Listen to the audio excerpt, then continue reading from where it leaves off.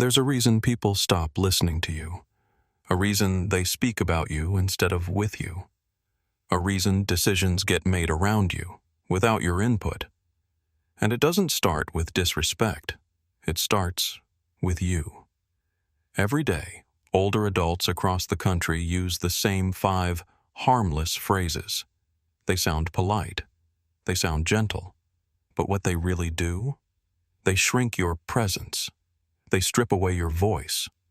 And over time, they teach everyone around you that your needs aren't urgent, that your pain isn't real, that you aren't someone worth paying attention to. You think you're protecting your loved ones. You think you're making life easier for your children, your doctor, your neighbor at the grocery store.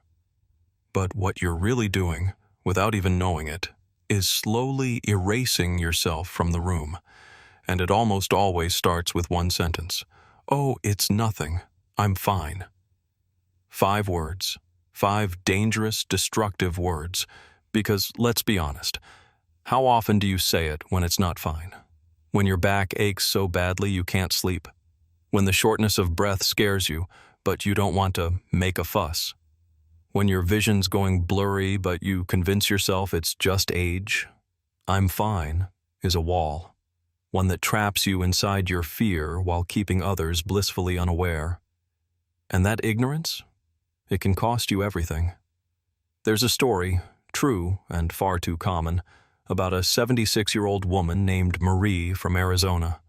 She had chest pain for 3 days, brushed it off, told her daughter, "I'm fine, sweetheart.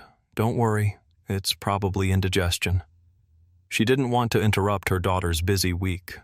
On day 5, she collapsed. She died in the ambulance. Her daughter still cries every time she tells that story, not just because she lost her mother, but because she trusted her, because she believed her when she said she was fine. Do you understand? This isn't about drama. It's about danger.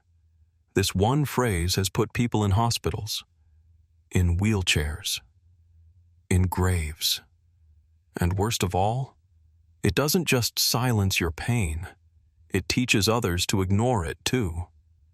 So the next time you feel the urge to say, "It's nothing, I'm fine," stop. Ask yourself, is that the truth? Or is that the lie you've been trained to tell?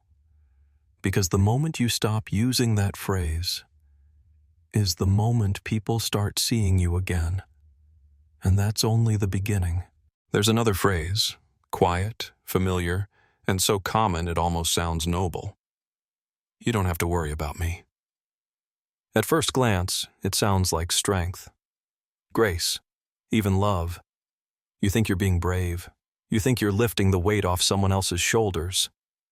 But behind that sentence is something far more dangerous. It sounds like surrender. Because here's what you may not realize. When you say, "Don't worry about me," people don't hear courage. They hear permission. Permission to stop asking, to stop checking in, to stop showing up. You're not protecting your family. You're training them to distance themselves. Slowly, gently, permanently. You think you're making their life easier. But the truth, you're removing yourself from their world, piece by piece, until one day they wake up and you're not part of the picture anymore. Let this truth settle in. People only worry about what they value. If you insist you don't need help, eventually they'll believe you. And when that belief takes root, something terrible happens. You get sick and no one notices. You feel sad and no one asks. You spend the holidays alone, and no one realizes you were waiting. We've spoken to seniors who didn't want to be a burden and ended up spending Christmas staring at a silent phone. One man in Ohio didn't tell his daughter about his fall. He said, "No need to worry her." By the time she visited, the infection from his fractured hip had already spread. He never walked again. That's what this phrase does. It doesn't build strength. It builds silence. And silence becomes loneliness. You don't think it will happen to you until it does. Until you wake up in a house that's too quiet. a life that's too small, and a voice inside you whispers, "This isn't what I wanted." But it's what you trained them to believe you needed. Real strength isn't saying, "I'm fine." Real strength is saying, "I matter and I want to be seen." Because if you don't ask to be seen, people stop looking. And when you stop letting others worry about you, they stop remembering how. But the next phrase, it goes even deeper. And its damage isn't just emotional. It rewires how people treat you, forever. As long as everyone else is happy, I'm happy. It sounds sweet, doesn't it? Like something a good person says. Like something a mother says. Like something someone humble and generous might repeat with a gentle smile after a family dinner. But let's call it what it really is. A quiet form of self-erasure. A sentence that tells the world, "I don't count." You are not a background character in your own life. You are not an extra in someone else's story. But when you repeat this phrase over and over, you teach everyone to see you that way. You become the one who doesn't mind, the one who goes with the flow, the one who doesn't have a say. And here's the part no one talks about. No one rewards sacrifice they never noticed. We've met hundreds of older women and men who spent years, decades, being the glue, holding the family together, soothing conflict, making holidays happen, keeping the peace, bending until they broke. And now, they sit quietly at gatherings they helped make possible, barely spoken to. They eat meals they didn't choose. They smile in family photos where no one asks how they really feel. And they wonder, why doesn't anyone ask what I want anymore? The answer is heartbreaking, because you trained them not to.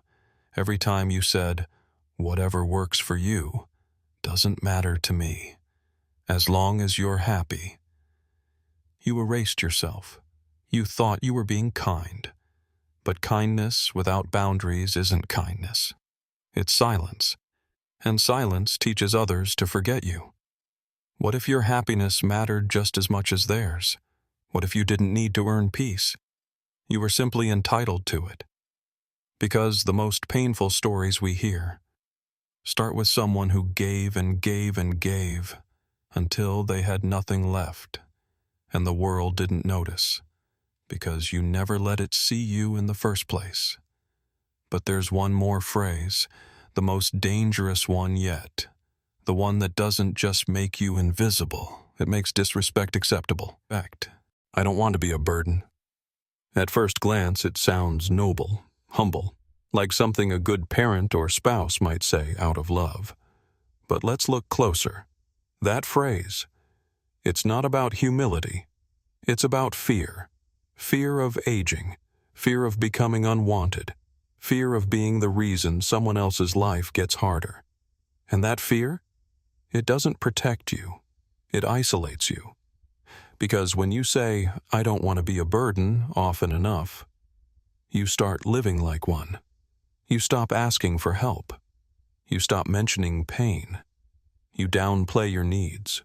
You apologize for taking up space, for existing. We've seen it too many times, like Frank, 79, in Florida, felt chest pain, didn't call his son, didn't want to ruin his vacation. By the time he did speak up, it was nearly too late. He survived, barely. But his son? He told us, with tears in his eyes, "I would have come home in a heartbeat. He just had to say something."